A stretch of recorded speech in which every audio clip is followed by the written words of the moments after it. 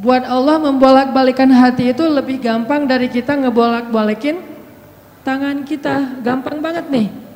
Jadi nggak ada yang di mata Allah atau dalam persepsi Allah ada hati yang kayaknya nih susah banget nih dibolak-balik. Jadi kamu mending nggak usah ke situ lagi deh. Saya juga kewalahan ngebolak-balik hati dia. Enggak, mudah. Terus kenapa ada yang dibiarkan, ada yang dibalikan hatinya? Karena ada yang pantas, ada yang tidak pantas. Jika kita sudah punya kepantasan, Allah akan balikan hati kita kepada kebaikan. Allahumma habbib ilainal iman wa zayyinhu fi qulubina wa karrih ilainal kufra wal fusuqa wal isyan waj'alna minar rasyidin. Hafal doa itu? Nanti cari di YouTube lah ya. Ya Allah, jadikan kami cinta kepada amal soleh dan jadikan rasa cinta itu indah di dalam hati kami. Jadikan kami benci kepada dosa dan jadikan kami termasuk orang-orang yang mendapat petunjuk. Allah bolak-balikan. Gitu juga dengan hati calon mertua. Gimana pun dia ngeblok, nggak boleh masuk lah, gerbangnya digembok segala macam. Cuma gerbang. Mau 1000 lapis gerbang, kalau hatinya dibalikin, hilang semuanya tuh. Gampang banget kan? Buktinya malam ini nih. Allah membolak-balikan hati kita yang tadinya punya macam-macam rencana pada malam minggu, akhirnya Allah balikan hatinya, udah ke Masjid Agung aja deh. Bukan karena saya, bukan karena pemuda hijrah, bukan karena teman-teman panitia, tapi karena Allah mengikat hati kita, mengarahkan hati kita untuk bisa datang ke masjid. Sehingga ribuan anak muda tiba-tiba memakmurkan dan meramaikan majelis ilmu. Kalau di ribuan orang aja bisa Allah bolak-balikan hatinya, apalagi cuma satu orang. Ya, ada berapa ribu sekarang? 15.000?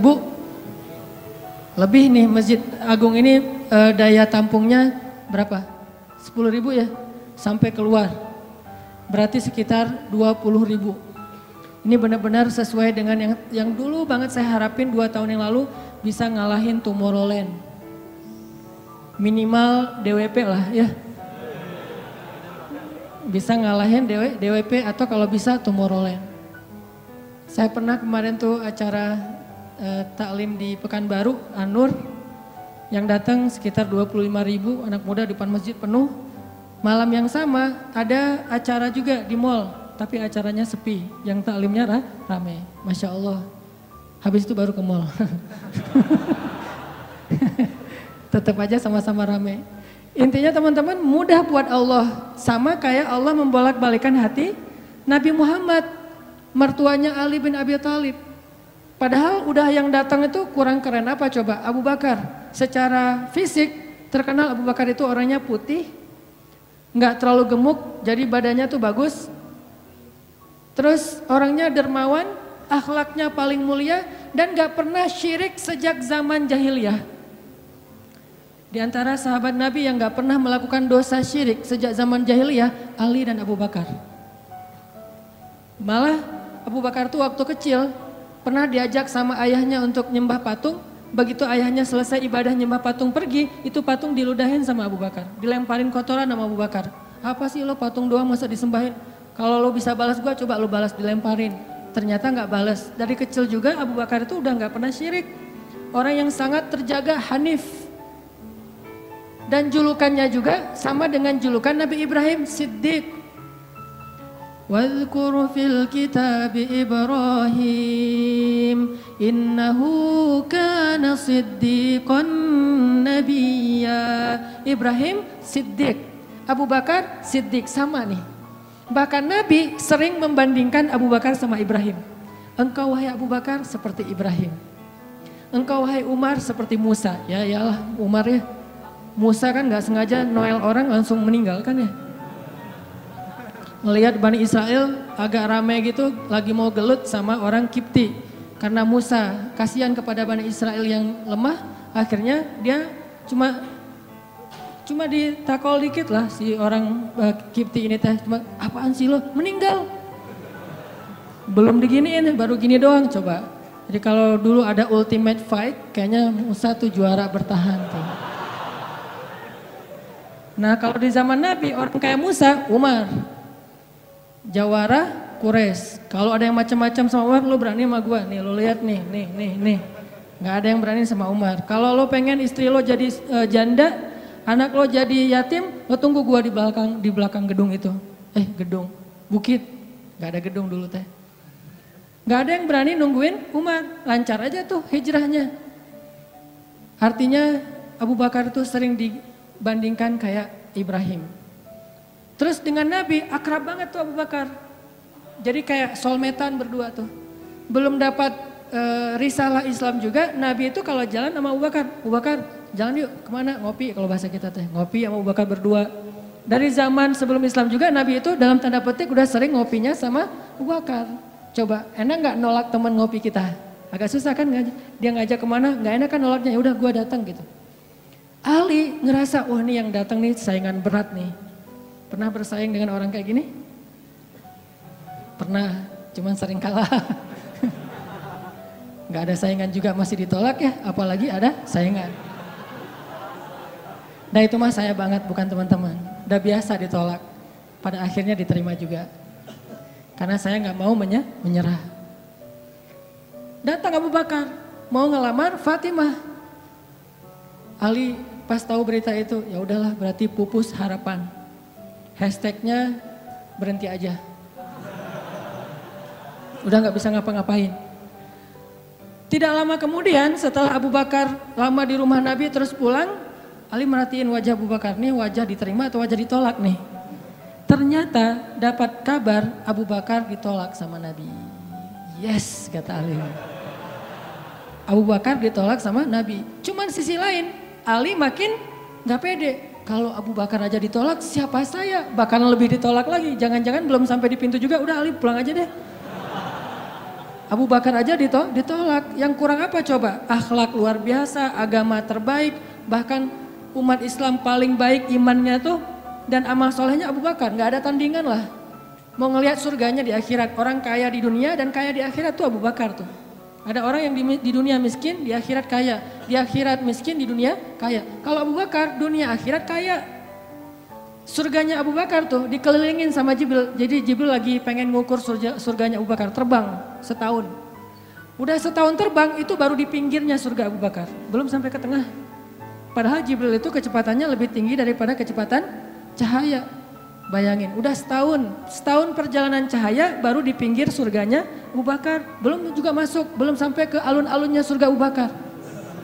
Baru juga perbatasan coba.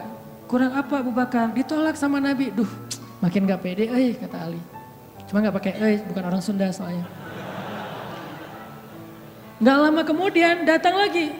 Cowok keren, jawara Mekah, Umar datang. Assalamualaikum. Suaranya agak-agak gitulah. Walaupun susah nirunya, cempreng soalnya. Assalamualaikum, waalaikumsalam kata Nabi datang. Pas diintip sama Ali, tanya-tanya ke teman-temannya, ada berita apa nih trending topik. Ternyata trending topik di Twitter, Umar melamar Fatimah. Wah rame lagi viral di mana-mana. Makin, aduh saingannya berat-berat gini gak ada yang di bawah saya gitu yang datang, biar saya agak-agak pede gitu. Ternyata Umar pulang juga ditolak lagi sama Nabi. Ali yes tapi tuh gimana ya kalau Umar aja ditolak yang paling kuat bisa menjaga Fatimah banget kan. Kalau ada apa-apa Fatimah tenang aja ada gua. Naik motor berdua sama Umar gitu kan zaman kita mah ya. Sengaja gak bawa jas hujan. Kalau udah hujan buka baju kasih ke ceweknya. Gak pakai baju memotoran. Cowok banget lah itu mah ya. Pulang-pulang sampai ke rumah minum antangin. Umar tuh jawarannya. Nabi kan pasti tenang banget ngasih anak ke orang kayak Umar. Keluar dia singa, di dalam dia kucing Anggora. Maksudnya apa? Dia tuh gak pernah kasar sama istrinya. Walaupun dia keras kepada musuhnya. Kalau dimarahin istrinya, diem aja. Udah selesai dimarahin, udah mah, udah. Ya udah pergi, nyari teman. Mau curhat habis dimarahin istri. Pergi ke rumah Nabi. Pas di depan rumah Nabi kedengaran dari dalam, Nabi juga lagi dimarahin istrinya. Nabi juga diem aja. Ini teladan orang-orang soleh. Jadi yang keren tuh bukan yang gampang marahin istri, tapi yang gampang dimarahin istri. Setuju yang di atas? Cowok keren itu bukan yang gampang marahin istri, tapi yang gampang dimarahin istri. Pah, ya mah. Di dalam rumah tuh ya mah, di luar apa lo? Tuh cowok keren tuh. Pas Nabi keluar, ada Umar. Ya Rasulullah, Umar gak mau ngebahas, gak mau komen lah. Daripada komentar di blog kan, diam aja deh gitu. Udah selesai jalan sama Umar. Umar nanya, ya Rasul saya tadi habis dimarahin istri. Mau ngajak Rasul ngopi, curhat, Nabi juga lagi dimarahin. Kata Nabi, bagaimanapun dialah yang mengurus rumah. Dia yang mengurus aku, keluargaku. Nabi nyebutin kebaikan-kebaikan istri. Gak mau nyebutin, dasar emang perempuan emang kayak gitu ya. Saya tuh Nabi loh, masa Nabi dimarahin, kamu paham gak sih perasaan aku? Gitu. Enggak, Nabi gak ngomong kayak gitu. Nabi cuma membicarakan kebaikan istrinya. Umar yang datang ditolak. Akhirnya Ali udahlah, mau kayak gini mah kayaknya udah gak mungkin deh. Abu Bakar ditolak, Umar ditolak, berarti ada standar di atas mereka berdua. Yang kaya raya ditolak, yang paling eksis berpengaruh, jawara ditolak. Nah saya gak punya dua-duanya. Masih kecil soalnya, nanti kalau dia udah dewasa, Ali emang jawara juga tuh. Malah gladiatornya Nabi kan. Ketika orang gak berani menantang seorang musuh, Ali yang berani. Saya Rasulullah, Ali itu. Akhirnya Ali diam-diam aja, udah gak mau ngebahas lagi tentang Fatimah. Udah aja tutup bab tentang Fatimah. Sekarang yang lain aja deh. Tapi teman-temannya ngegojlokin terus. Ali. Kalau bahasa kita jomblo gitu. Dibully terus. Ustadz posting bully. Teman ngomong gak bully. Pokoknya bully nasional aja. Karena dibully-bully terus. Akhirnya Ali memberanikan diri. Ya udah datang deh. Bertamu. Pokoknya malam ini diterima, ditolak. Walaupun kemungkinan besar ditolak. Saya harus datang dulu nih sama Nabi. Beraniin diri. Gak usah majang mikir. Datang. Assalamualaikum, waalaikumsalam. Ali masuk. Nabi kan senang banget sama Ali ya. Kesayangan Nabi banget lah pokoknya Ali itu. Duduk, ada apa Ali? Enggak, cuma pengen silaturahim. Enggak ngomong apa-apa coba. Cuma pengen silaturahim. Nabi sehat, mau diambil air hangat. Pokoknya gitu-gitu aja. Ali ada apa? Enggak ada apa-apa ya Rasulullah. Cuma kangen aja pengen duduk sama Nabi. Kayak gitu aja terus. Lama-lama Nabi kan paham. Dan Allah yang kasih wahyu. Ali, kamu gimana sama Fatimah? Langsung Fatimah. Kebayang gak sih perasaan kita tuh sama orang yang kita kayak udah ngeklik banget, udah habis-habisan, pokoknya kalau gak dia saya mending gak usah nikah deh, gitu ya. Kalau gak dia mending saya jomblo aja seumur hidup. Kalau gak dia mending saya bunuh diri aja. Udah gitu bunuh dirinya gak mati lagi kesangkut di tiang listrik. Ali itu udah hatinya tuh udah kena banget sama Fatimah dan itu karena Allah yang mengikat hati mereka berdua. Pas Nabi bilang gitu, Ali langsung curhat. Ya Rasul, ya saya pengen, tapi saya nggak punya apa-apa. Kata Rasul, kamu punya apa? Saya di rumah tuh cuma punya 3 barang. 1 pedang, 1 onta, 1 baju besi. Gak punya emas, gak punya apapun. Kata Nabi, kalau pedang kamu butuh untuk berperang. Onta kamu butuh untuk mengangkut air. Ya udah deh baju besi aja, bawa ke sini baju besinya untuk jadi mahar buat Fatimah. Beneran Rasul baju besi? Itu bajunya besi loh Rasulullah, bukan yang tangan kayak gitu apa cincin. Gak apa-apa kata Rasulullah. Keluar Ali, Allahu Akbar, Allahu Akbar. Orang-orang pada heboh, langsung muncul lagi trending topik hashtag Ali diterima. Coba, kata Nabi, wahai Ali, bergembiralah, berbahagialah. Sesungguhnya sebelum aku menerima kamu, Allah sudah menikahkan kamu dengan Fatimah di langit. Ini orang yang dibela sama Allah. Apa rahasianya? Oke, cerita kedua. Orang yang dibela sama Allah namanya Hafsah. Siapa Hafsah? Anaknya Umar. Hafsah itu artinya singa betina. Jadi bapaknya singa jantan, anaknya singa betina, sama-sama luar biasa nih. Hafsah istri Nabi, salah satu di antara istri Nabi yang solehah. Suatu hari nggak tahu gimana ceritanya, ada masalah antara Nabi dengan Hafsah. Ini nggak dibahas di dalam teks hadis apa masalahnya dan kita nggak usah kepo ya. Pokoknya ada masalah aja antara Nabi dengan Hafsah, sehingga Nabi terpaksa menceraikan Hafsah. Diceraikan Hafsah secara baik-baik, lalu Hafsah disuruh kembali, diantar kembali ke rumah orang tuanya kepada Umar bin Khattab. Baru aja Nabi pulang, Allah mengutus Jibril. Jibril datangin Muhammad. Jibril turun mengatakan, ya Rasulullah, wahai Nabi Muhammad, rujuklah Hafsah. Sesungguhnya Hafsah adalah istrimu di dunia, dan istrimu di surga. Coba bayangin. Nabi nih yang menceraikan Hafsah, tapi Allah dan Jibril ngebelain Hafsah. Berarti Allah ngebelain banget nih cewek. Cewek gimana sih kok dibelain banget sama Allah, begitu suaminya emosi, tiba-tiba nggak sengaja ngomongin, ya udah kita jalan sendiri-sendiri aja. Allah yang ngasih pertolongan, Allah yang ngebelain si cewek ini. Sehingga Allah mengutus Jibril, langsung turun Jibril buru-buru kepada Nabi Muhammad sebelum masa iddah Hafsah selesai. Lalu Jibril mengatakan, rujuklah Hafsah, sesungguhnya dia istrimu di dunia dan istrimu di surga. Akhirnya Nabi pun merujuk Hafsah. Apakah Hafsah marah-marah kepada Nabi Muhammad? Enggak. Apakah Hafsah mengutus Umar? Kan ayah tuh jawara, udah datengin dong Rasulullah tuh, mencarain saya enak aja. Enggak mengandalkan makhluk sama sekali. Hafsah cuma gini, ya Allah, saya yang salah bukan Rasulullah. Tapi saya tidak bisa hidup tanpa Rasulullah. Dia adalah cinta sejati saya. Allah langsung, ya benar Hafsah, udah gua turunin sih. Jibril turun. Jibril turun nih coba.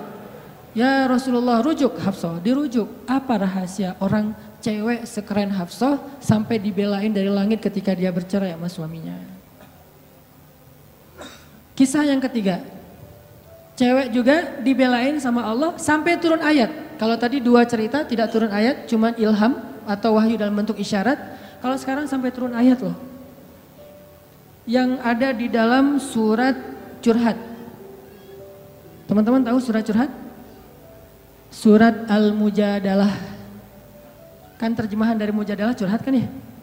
Jadi kalau kita pengen lihat curhat itu juga ada di dalam Al-Quran. Bahkan jadi nama surat Curhat. Al-Mujadalah atau Al-Mujadilah.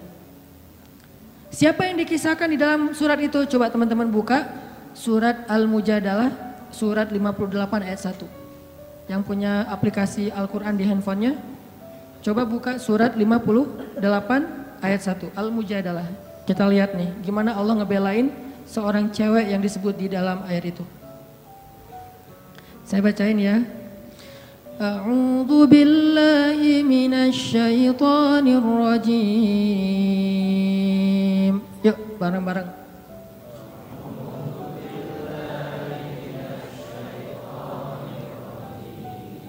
Bismillahirrahmanirrahim.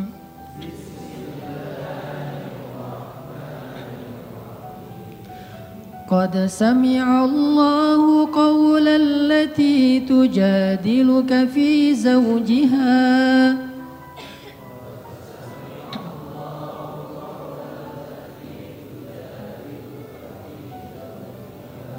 وتشتكي إلى الله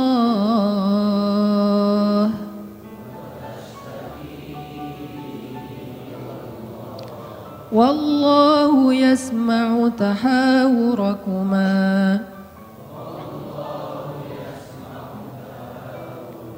إن الله سميع بصير.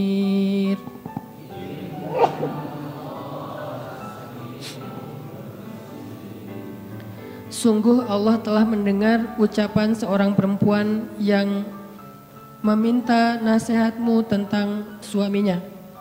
Dan dia curhat kepada Allah. Dan Allah mendengar percakapan kalian berdua. Sesungguhnya Allah maha mendengar lagi maha melihat. Siapa cewek ini? Namanya Khawlah bintu Tha'labah. Namanya Khawlah. Catat tuh. Biar kita kalau ngegosip, gosipnya tentang sahabat. Siapa istri Nabi ini gosip ya? Tapi gosip yang benar. Siapa istri Nabi yang pintar masak? Jarang dengar kan? Istri Nabi yang pintar masak namanya Zainab. Ummu Salamah. Istri Nabi yang pintar masak namanya Ummu Salamah. Kalau di zaman kita mah jadi Ummu Salamah Cake, punya brand. Pokoknya kalau Ummu Salamah udah masak, Nabi itu senang banget. Masakan kesukaan Nabi itu dimasakin sama Ummu Salamah. Nah sekarang kita ngebahas cewek lain nih yang dibela sama Allah pas dia lagi ada masalah dengan suaminya, namanya Khawlah bintu Tha'labah. Apa yang terjadi? Khawlah tuh diuji dengan punya suami pemarah. Orangnya tuh gampang bete, gampang marah-marah. Pokoknya kalau udah jalan sama suaminya, di jalan dia marah-marah aja. Sama supir angkot marah, sama motor marah, marah aja kerjaannya. Dasar nih orang gak bisa nyetir, dasar nih angkot, dasar. Kerjaannya marah-marah. Dan kalau istrinya salah dikit, dimarahin sama suaminya. Sampai suatu saat, saking suaminya ini udah marah dan emosi banget, suaminya pun menzihar khaulah. Apa menzihar? Menzihar itu menyebutkan istri seolah-olah jadi ibu sehingga dia menjadi haram buat suaminya, kayak ditalak 3 gitu. Kamu buat saya seperti ibu saya, berarti udah nggak bisa lagi jadi suami istri, udah jadi kayak ayah ibu dan anak. Itu tradisi Arab jahiliyah. Nah gara-gara dia dizihar sama suaminya, dia kan bingung. Terus kalau saya udah digituin, apakah saya masih boleh serumah sama suami saya? Masih boleh tidur bareng dengan suami saya? Kan bingung nih.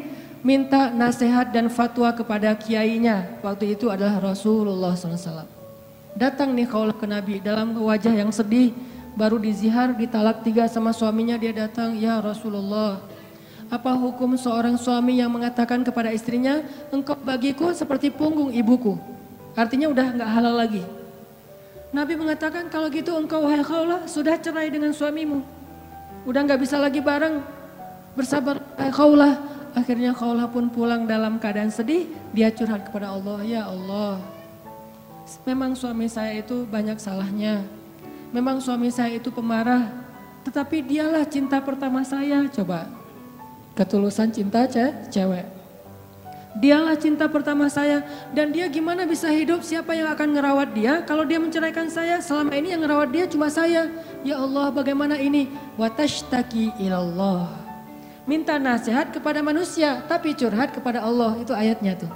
Tujadi luka watashtaki ilallah. Dia minta fatwanya kepada kamu Muhammad, tapi curhatnya kepada Allah. Jangan terlalu sering curhat kepada manusia. Bahaya. Apalagi dua-duanya masih jomblo.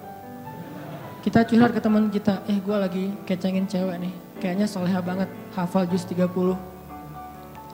Oh gitu? Ya. Anak mana? Ya sekampus sama kita, namanya si Fulan dan seterusnya, disebutin identitasnya, CV-nya udah lengkap. Ternyata dia duluan yang maju. Ditikung di tengah jalan, kan itu berat banget ya. Gara-gara apa? Kok dia tahu tentang cewek itu? Gara-gara curhat kita. Allah tidak pernah menikung hambanya. Hamba sesama hamba saling menikung. Muncullah adegan nanti datang di acara wedding mantan. Udah gitu nyanyi kayak gitu yang baper-baperan gitu ya. Nangis berjamaah.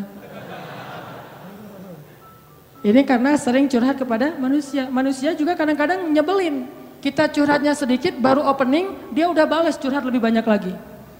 Gua habis diputusin, caranya nggak enak lagi tuh. Gimana nggak enak? Dia cuma ngomong gini, kita jadi adik kakak aja ya.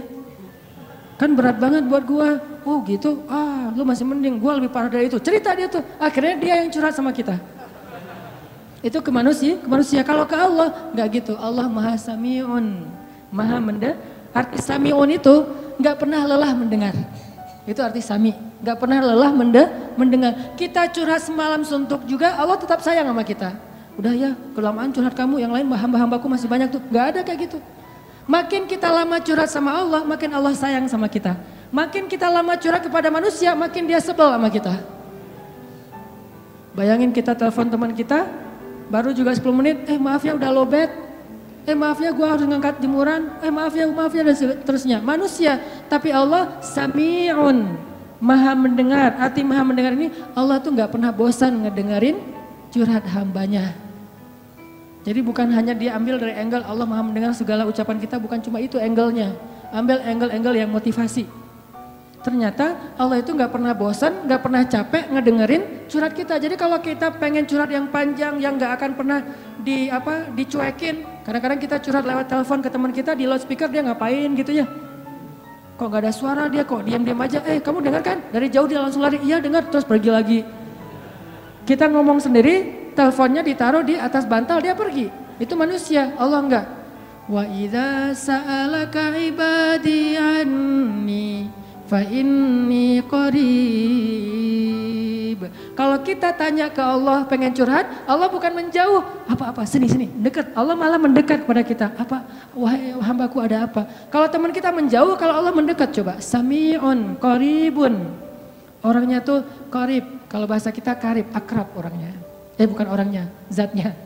Allah itu zatnya akrab. Asik gitu.